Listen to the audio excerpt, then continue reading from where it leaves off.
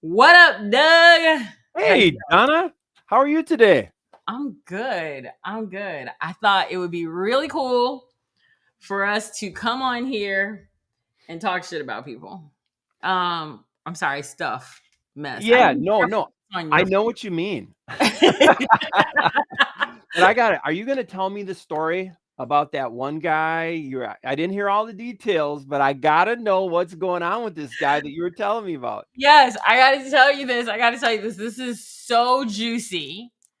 The deets are so good about this guy.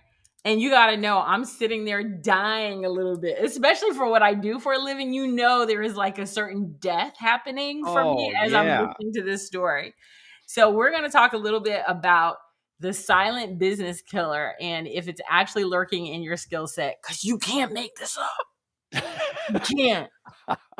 There's some things you can't make up. This is one of them. Okay. This is good. Okay. Oh, I can't wait. So I'm sitting next to this dude at the dog park, right? And y'all gotta know. I take the sheeps out. It's an indoor outdoor dog park. It's a tap room. It's called Two Shepherds. If you're ever in Tampa, go to Two Shepherds tap room. Take your pup. It's an indoor outdoor dog park.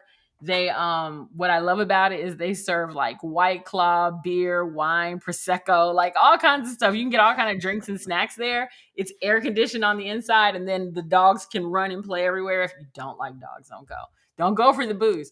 Anyway, That's like a bougie dog park. it is a bougie ass dog park. So anyway, I'm sitting next to this. I'm sitting there with my dog. He's out running. This guy sitting next to me. I don't even know if he had a dog.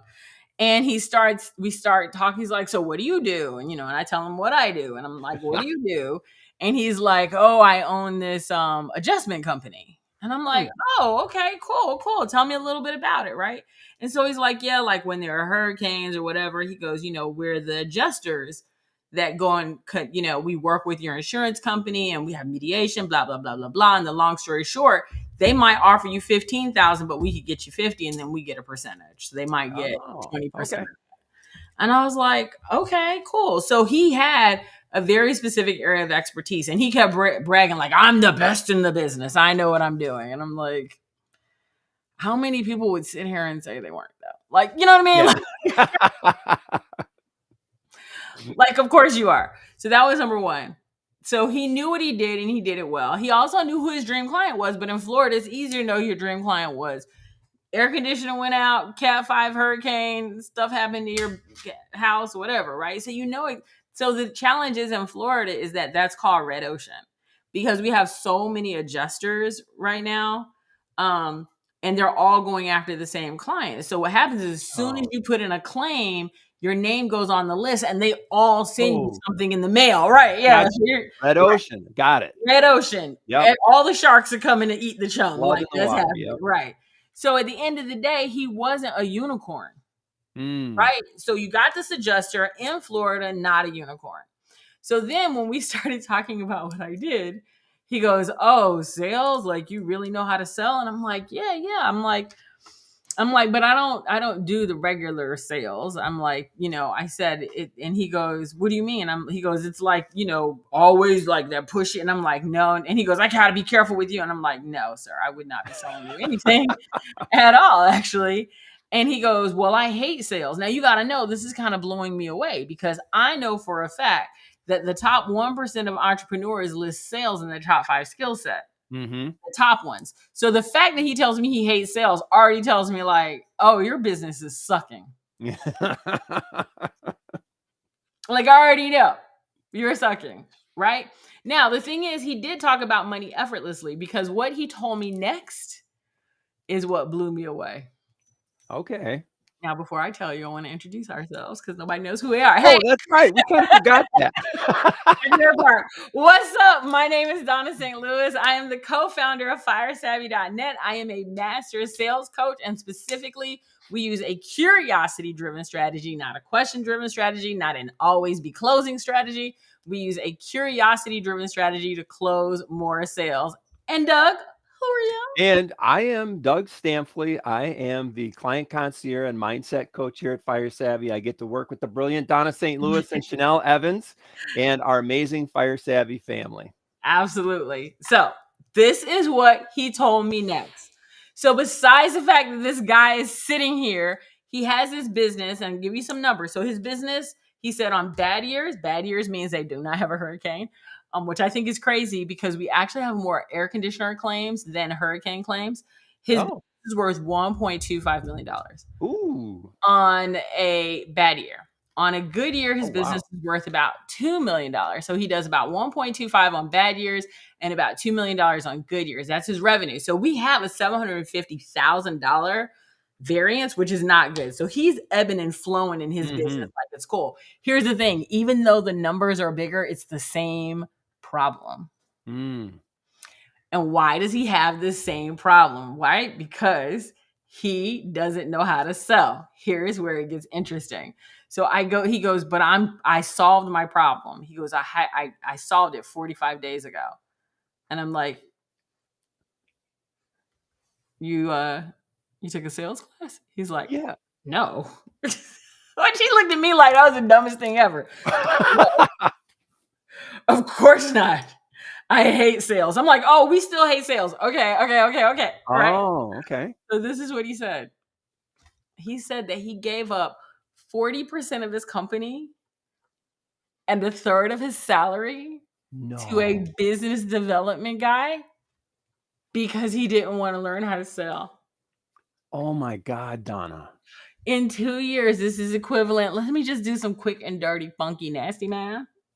This is worth $1.3 million more money than he would make on his low year. And it is going to compound year over year over year. Yeah. This is the most expensive sales class I've ever heard of in my whole life.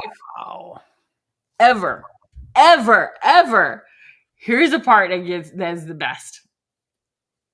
So he tells me about this deal because we talk about negotiating, and I'm like, we're talking about how to negotiate deals, blah blah blah. And I've gotten trained from a hostage negotiator on how to negotiate. And so I'm like, okay, so you gave up 40% of your business. You have to know, like, the wind has left my lungs at this point. Oh, Right? yeah. Yeah. I'm dying a little bit. I'm like, who is your business coach? Where are your business advisors? Right? But this is typical. You get these experts who's like, I'm an expert. All I got to do is hang out a shingle, and they make some money. And you might be going, yeah, but he's balling. He's making $1.2 million in revenue. Mm. I know his profits weren't crap because he was riding a hoopty. So anyway, I'm just saying. He was riding a hoopty. He had on a fake Rolex. So he doesn't want to ride a hoopty.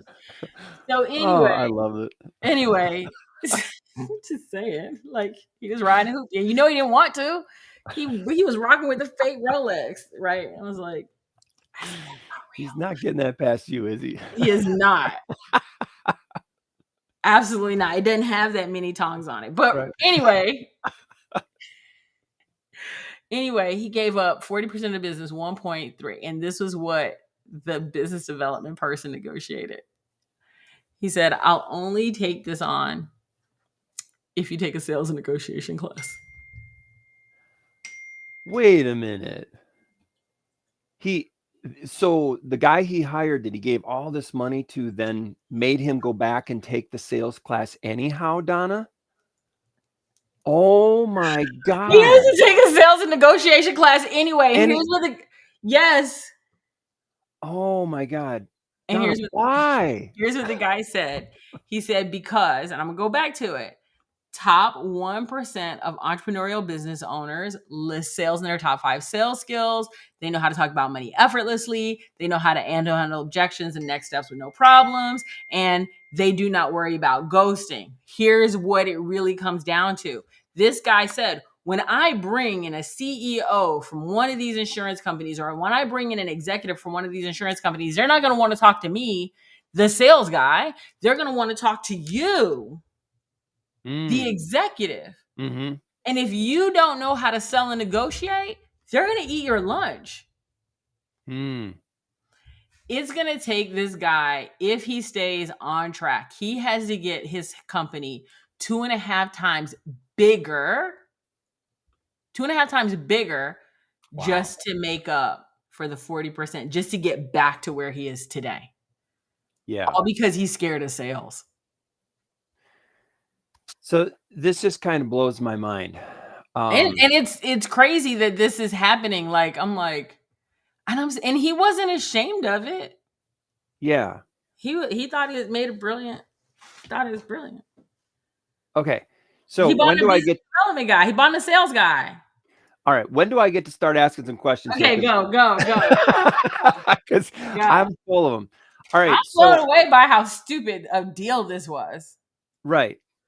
Okay. So I need you to help me understand because I know that you have done sales training for Microsoft, Google, Starbucks, like all the big ones. Yeah. Okay. What is the difference between like when you're training like true sales pros Hmm. versus kind of from a mindset perspective versus an expert who Hmm. has to learn how to sell? Can you help me understand? Like, there's got to Yeah, be some difference in mindset there there. is. One of the biggest difference is sales pros are doing it 24 hour, like that's their job, right? Oh, right. And so they're really in the I have to hunt to eat mindset. Mm, They recognize that at the end of the day, their salary has to be 100% covered by their sales. It hmm. has to be. Otherwise, they'll be fired. That's not even a question. So that's number one. So their mindset is different from that perspective. Now, the sad thing is that, believe it or not, a lot of sales pros don't actually get training. Mm, really? Right. They don't actually get training. So that's your second problem. So the other thing is that when they do get training, their training is very typically either a very pushy, like always be closing kind of a thing, Mm, or it's on a very heavy what I call, they call it a questioning strategy, but it's yep. actually, it comes across as interrogation, Okay. Where right? it's just question, like rapid fire. Yep. Question, right? It feels like interrogation for the client. What we're talking about is doing what we call a curiosity based strategy. And the difference between a curiosity based strategy is that you're always curious, you're not always closing, and you're not always interrogating. You're more having a conversation with someone who you have to have a significant amount of interest in what they're doing and how you can help them in order for you to be able to actually say, hey, I think this is a way to solve this. It's so hard for people to do it when they don't have a well structured offer and they don't have a well structured client. Without those two things, it's going to screw them up every time. Okay. So when you're talking about offer and client, I Mhm. heard you say the word unicorn. Yes. And I want to come back to that because I hear that word. I kind of know what it means. Yeah. But can you help me understand like why that concept of unicorn is so important and like at what point that prospect needs to see you? How do you position yourself as a Right. unicorn and when to position yourself So, as one? first of all, people usually think that they're a unicorn based on what's going on in their business, right? So, I'll use Mm, Fire Savvy. Like, we can say all day that we have an amazing community or that we have a family, and we do have an yeah. amazing community and family. However, you don't experience that until you come into Fire Savvy. Oh, yeah. And when you're on the outside of Fire Savvy, no one can see that. No one can see how amazing it is because then everybody would be like sitting there looking at our stuff, be like, no, this is internal to our people, right? And Yep. so most people, what they screw up is they call themselves, they're like, oh, I do things differently, but it's not until I get in the door. So if you were a real unicorn, you can attract me before I get in the door, Oh, okay. right? And so one of our unicorn, one of the things that makes us a unicorn, quite honestly, is that we're like, in less than 6 weeks, you'll be able to sell like a sales pro. Hmm. And we don't have 5,872 hours worth of stuff. You'll be selling within the second week of being in our program because we use a curiosity driven strategy, not a question or closing driven strategy. That is completely different from out there. Our stuff is made for entrepreneurs and business owners, not for sales pros. Even though I've taught it to sales pros, it's built for people who are not sales pros. Okay. So another question, like in terms of so you talk about the ease of implementation from Mm-hmm. a curiosity driven strategy. Yeah. Why is it easier to be able to implement what you teach right away versus because I know it seems like some people like get caught up in like I got to have all the right questions kind of Right. thing. Yeah, they do. And I'm just curious, like, so what is that factor that allows the way you because teach it to be able to be implemented so much easier? because people are naturally curious. We have been since the beginning of time, right? It's how we created fire. I mean, no, we didn't create fire, but it's how we like it's not what us, but but it's how we created the wheel and all of that other stuff, right? So if you go back to how we are naturally as human beings, we are naturally curious. So when you are tapping into what you naturally do, then it doesn't feel like sales. And so, Mm. for example, when we give you, it's called the bat signal. I know it's a stupid name, but everybody knows what it is because a bat signal will be signaling. Anyway, when you're curious though, then you start asking questions without having to have a list of questions thrown at you. Because Yeah. I could give you all those questions, and if you don't know how to analyze them, they mean nothing. So Mhm. this really takes what you naturally do as just being a human being, and it puts guardrails around it. Got it. So And just try to help. this guy was scared of that because quite honestly, what he had been seeing was I got to interrogate the shit out of everybody. That's number one. And then number two, I got to always be closing, always be closing. Like my goal before you get off the phone is to close this deal. When you go in that mindset, you end up being pushy, gross, cringy, salesy because you're not going in to really be curious and go Mhm. and be curious about, can I help this person? Am I the right person to help them? Are they the right client for me? What is really going on in their world that this is the right solution for them right now? Because it might not be. That's the curiosity part. Yeah. Yeah.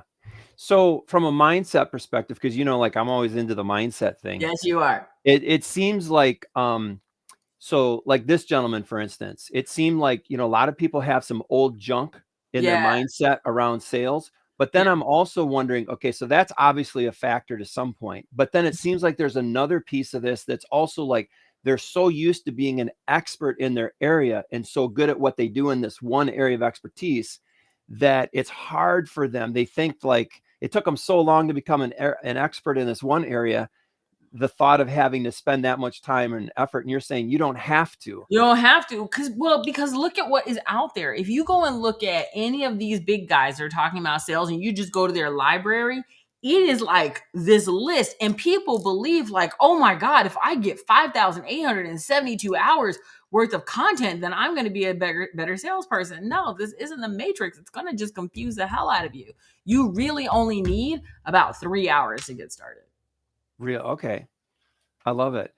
So That's then it. why? Okay. So this guy thought that he could just like, he was uncomfortable. So rather than lean into it and just figure it out and then not have to give up millions of dollars, Millions. he just, he thought he could just outsource Offload it. it. Yep. I'm just going to offload it to somebody else. But you're saying there's no way you can completely outsource your sales process because at some point it's going to come back to It's going to you. come back to you. If Okay. you are a business owner, it is going to come back to you, period, the end. Right. Period, the end. Here's the thing. It's better for it to come back to you now Yeah. than when your company gets bigger. Because think about it. His company will be, let's say this guy grows his company. He gets it 2.5 times bigger, right? And it becomes a $7.5 million company. And now he has to go into a negotiation Mm-hmm. at $5 to $7.5 million. He's going to have no idea how to do it because he never set the foundation at the beginning. Right. Right. And at the right. beginning, people are so desperate for sales that Yep. they don't bother to do it. They're like, I'm desperate, so I'm just gonna wing it. I'm just gonna figure it out. And then what they end up doing is they're doing like a 40% close rate.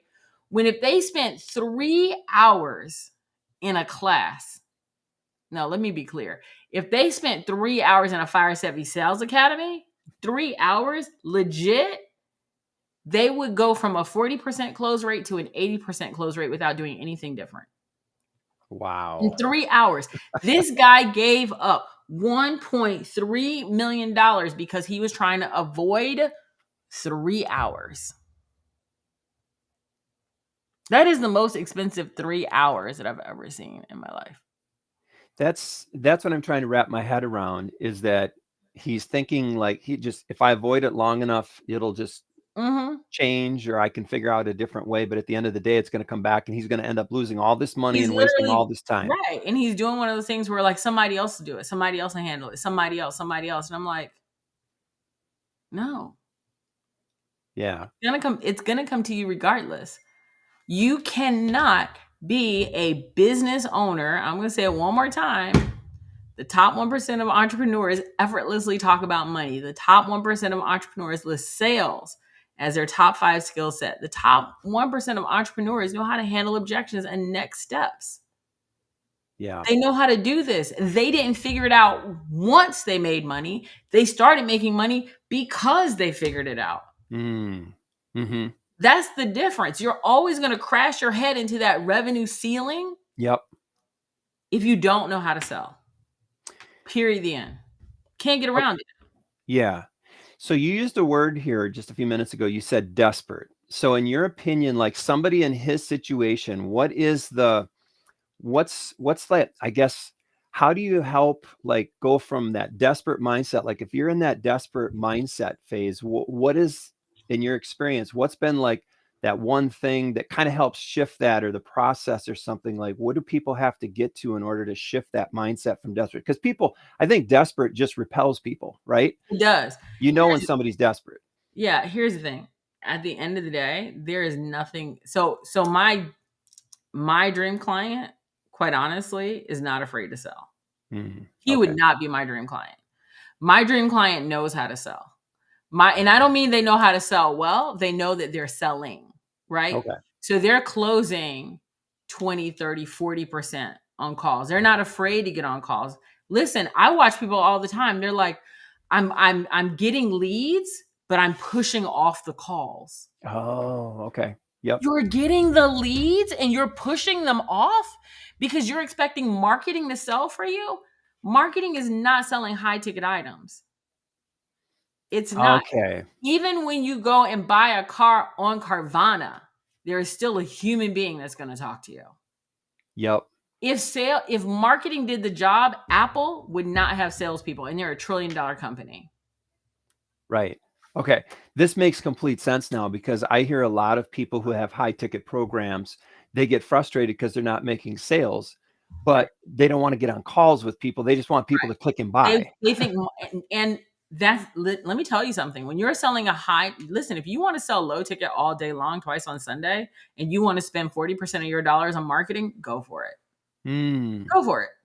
Right? That 40% of your dollars is going to go to marketing. But if you want to know how to sell and you want to have a much higher profit margin, because if 40% of your dollars is going to marketing, then another probably 20, 30% is going to your other expenses. So now you have a 30% profit margin. So every $10 you come in, you get to keep $3. Congratulations. And that's on a good day, right? Yeah. But for real, if you want to really make sure that you are not running into that revenue ceiling, and what I mean by revenue ceiling is you made $500,000, $250,000, $1 million last year, you're going to make that exact same amount this year. Or over a 2 or 3 time span, you're going to consistently ebb and flow. You're going to do 1.2, 2 million, 1.2, 2 million, 1.3, 2.1. But it's not going to change, and your profit margin is going to stay the same. You have to be able to sell and negotiate like the big dogs. Period. The end. Or you're going to struggle. And you really have to recognize that on a high ticket product, people aren't interested in just clicking, buying, or waiting for you to slide in their DMs. Right. On a high ticket product, they want to talk to you. So either give up high ticket product or get the testicular fortitude, no varying audacity required to have a freaking sales conversation. Right. And here's the thing. This is the thing that I think is so crazy about it. Sales is like when you don't know how to do it. Sales is like going to the doctor and having to get a shot. It's like, oh my God, this is going to be the worst thing ever. Right? And then the doctor is done and you're like, that was it? Because that's really what it is. It's nothing. It's so much worse in people's minds. If they would just have a moment of courage, they will find that it's really not that bad. But like I said, that's not my dream client. That's not their problem.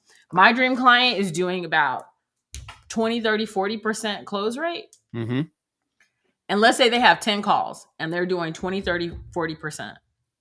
We can actually double their close rate and that would double their revenue without them doing any extra work. Wow. They don't have to do any extra Yeah. work. They don't have to No do any more extra time. It's not extra marketing. time or anything Nope. like that. It's Nope. just being more effective. Nope. I was actually on a call yesterday with a lady who she was trying to figure out how to get some extra money in her company. And I said, let me look at your offers. And I sat down and talked to her about her offers. And I'm like, change this, move this, go over there. I said, you'll make this much more money in your company. And it was literally about 35% more. One phone call. One Wow. phone call. Her offers were wrong. And then I'm like, that was 30%. I'm like, now imagine if I teach you how to sell. Wow. But Right. what I like about this though is that she was willing to be like transparent Oh, and she's open about it. 100% transparent. And so that's why you were able to help her, is because she wasn't like trying to put up the walls, or She she was wasn't coming in talking about this is my favorite. This is what my problem is, and this is what I need fixed. That's not what right. she did. What she came in, what she did was she came in and she said, this is where I am. Mm-hmm. Here are my offers. I don't want to use this. I don't want to use that. I'm trying to increase cash flow. What do you got? She didn't come in going, my problem is my messaging. I'm like, that's like Right. going to the doctor and going, I know what my diagnosis is. I need a Band-Aid. Like, no, ma'am, you need a CAT scan. Right? Like, what are you talking about? Right? She came in and she was just like, this is what I have. This Yeah. is where I would like to get to. What would you suggest? We talked on the phone for an hour and I go, change this, go right here, do that right there. And I'm like, and that will add 30%. I'm like, get in my sales class, we'll turn that 30% into 60. And she was like, yeah, let me go get apples and oranges together. I was gonna say that's the best call she's made in a while. Right. And she told me straight up, she goes, yeah, I'm working with you guys. But it was literally in 1 hour. Wow. In 1 hour. That's what I said. People, you gotta get past first of all, you gotta get past the BS of I have to prove to you that I know everything. I'm like, no, you don't. Actually, you can't see the label from inside the jar. That's number one. Yep. Number two, just come and lay it out. Be like, hey, let me tell you what's amazing, and let me tell you what's driving me nuts. And what would you fix? Let me do that. It's my superpower. Yeah. It's my superpower. My God, Donna, just think if that guy that you met at the park would have come to you, had a conversation with the same open mindset that this woman did. Think about the millions of dollars that he could have saved and made. Absolutely. What was so funny was when we were talking, he was like, yeah, if I knew this guy would have told me to do sales, I would have just been in your program. And I'm like, yeah, you got the cart so far before the horse, you can't even see it. Like, it's like, oh my God.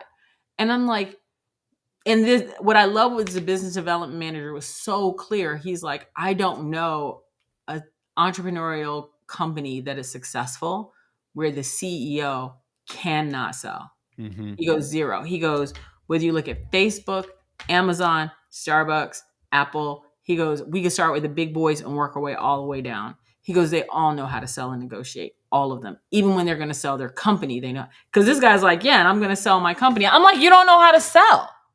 You don't know how to sell. How are you going to sell your company? Right.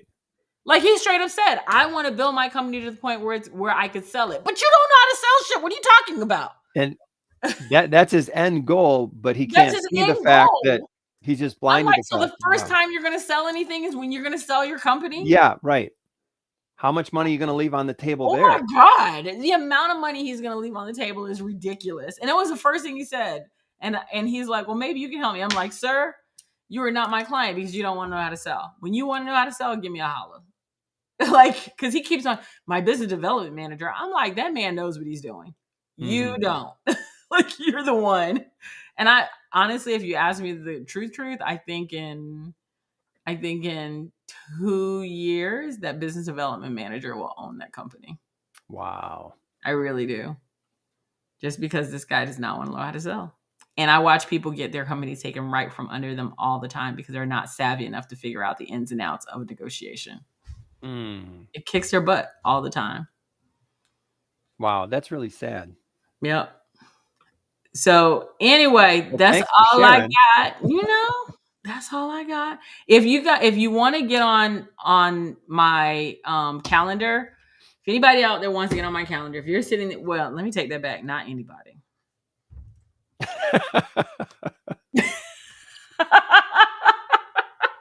After the story you just shared about that woman that talked to you and what happened for her and everything, yeah, you might. Yeah, not anybody. If you if you want to get on my calendar, then all you have to do is go to salessuperstar.net/schedule, or you can scan this QR code here. But let me be clear about who should get on my calendar, because no, we do not want everybody to get on my calendar. Do not get on my calendar, number one, and try to sell me something, because then I'm going to end up selling you into my program. That's just a lead coming right there. Can I be on that call though? That's a lead walking in the door. If you get on my calendar to try to sell me something, understand that you will be sliding a Stripe link before you get off that call. I will sell the hell out of you. I've done it before. I'll do it again. That's number one. But if you have a business and you're an expert in your industry, and you are a professional service provider, a consultant, a coach, or an agency owner, and you're closing, again, you're not afraid of sales, you're closing, right? But sometimes it feels like there are people that you felt like you could have closed. Your offers pricing is based on PUFA, pulled out of right. Chucked it out, threw it right there on the computer screen. Right. If your pricing is based on PUFA, if you're really like not sure about your pricing, you're not even sure about your offer, you have a big viral promise that takes you 5 minutes to tell, and when it comes down to selling, you don't have any guardrails, get on my calendar, because quite honestly, in 60 minutes, I've helped people add literally a third to their dollar amount. Like a third. This lady's like, I'm about to add a third to my revenue. And she goes, so yeah, we're going to start working together in April. She's like, yeah, I mean, That's seriously. awesome. I'm really happy and excited for her. Yeah. Oh, me too. I'm like, girl, we could make you so much money. Right. But you don't know what you don't know. So quite honestly, that's why I tell people, don't come in telling me, oh, it's my messaging. Mm-hmm. You don't know what you don't know. Right. Yeah. So just come in and tell me what you got. Let me just see it. Let me just like, let me see it. And then I'm like, put it on the table. Just put it on the table. I have no judgment in regards to where you are. Like I said, I get people all the time, oh, it's messaging. And then I'm like, girl, it's not messaging. That's the beginning. There's so much more than the messaging. Yep. Right? So, come in and let me literally take a look. And then I can say, oh, you're probably missing this. And sometimes, again, I could probably help you in like 60 minutes. And then you can make a decision from there. Like, oh, you know what? This is all I needed. Or you're like, maybe I do need to check out a class, right? And we'll just talk about it. Anyway, that's all I got. Don, I got one more thing I just want to add quick. In case anybody's listening here that doesn't know you, I just have to tell you, obviously you're brilliant at what you do, but the thing that I love the most about these kind of sessions and just everything you teach, our academies and everything, you make sales fun. It is fun. For making sales fun. Like I don't think people understand. Sales it's fun. And you make it fun. So thank you for making it fun. Yes. Listen, we have all these people in this academy right now. They're on their third week. Like we'll have our third session on Thursday. And first of all, they are rocking it right now. Crushing it. They are. I'm like, yo, we got to raise our rates, because like, they are crushing it. That's number one. But then what I really love about it, from a number two perspective, is that a lot of them were like, okay, I'm doing okay. I'm a little nervous. And then they get on the phone like, I'm amazing. I'm like, you are amazing. That's what I'm telling you. Yes. You are amazing. So yeah, it is fun. We have a lot of fun. I will admit, we have a lot of fun. And I don't mean me and Chanel, we're gonna have fun anyway. But I mean our clients, like they're like, I can't believe how much fun this is. And I'm like, yeah, we're gonna make it fun for you. Yeah. That's awesome. All right, Dougie Doug. I am going to tell everybody goodbye, because we're amazing people. And and we will see everyone later. And again, grab the QR code or go to salessuperstar.net/schedule and jump on my calendar. And again, if you jump on my calendar, sell me something, bring your credit card. I love that. I love that.